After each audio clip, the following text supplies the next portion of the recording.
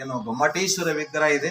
ಆ ಗೊಮ್ಮಟೇಶ್ವರನ ವಿಗ್ರಹದಂತೆ ನಮ್ಮ ಮಂಗಲಿಗೆ ಗ್ರಾಮದಲ್ಲಿ ಈ ಮಂಗಲಿಗೆ ಗ್ರಾಮದಲ್ಲಿ ಜೈನ ಧರ್ಮೀಯರು ಬಾಳೆ ಬೆಳಗಿದ್ದರು ಅನ್ನುವುದಕ್ಕೆ ಇದೊಂದು ಸಾಕ್ಷಿ. ಬಹಳ ಸಿಗ್ತಾವ ಶೈವ ವೀರಶೈವ ಲಿಂಗ ಸಮುದಾಯಕ್ಕೆ ಸಂಬಂಧಪಟ್ಟಂತೆ ಭಗವಂತನ ಆರಾಧಿಸುವಂತ ವಿವಿಧ ಧರ್ಮೀಯರ ದೇವಾಲಯಗಳು ನಮಗೆ ಸಿಗುತ್ತವೆ. ವಿಷ್ಣುವಿನ ವಿಗ್ರಹ ಸಿಗ್ತವೆ, ಮಲ್ಲಿಕಾರ್ಜುನ ದೇವಾಲಯ, ಶಿವನ ವಿಗ್ರಹಗಳು ಸಿಗ್ತವೆ. ಆದರೆ ಈ ಜೈನ ತೀರ್ಥಂಕರ ವಿಗ್ರಹ ಸಿಗುವುದು ಅಪರೂಪ. ಯಾಕಂದ್ರೆ ಇಷ್ಟು ಬೃಹತ್ ಆದಂತ ಶಿಲ್ಪ ಸಿಕ್ಕಿದ್ದು ಮಂಗಲಿಗೆ ಗ್ರಾಮದಲ್ಲಿ. ಈ ಮಂಗಲಿಗೆ ಗ್ರಾಮ ಅಂದ್ರೆ ಒಂದು ರೀತಿಯಾಗಿ ಧಾರ್ಮಿಕ ಸಾಮರಸ್ಯತೆಯ ತಾಣ, ಭಾವೈಕ್ಯತೆಯ ತಾಣ ಮಂಗಲಿಗೆ ಗ್ರಾಮ.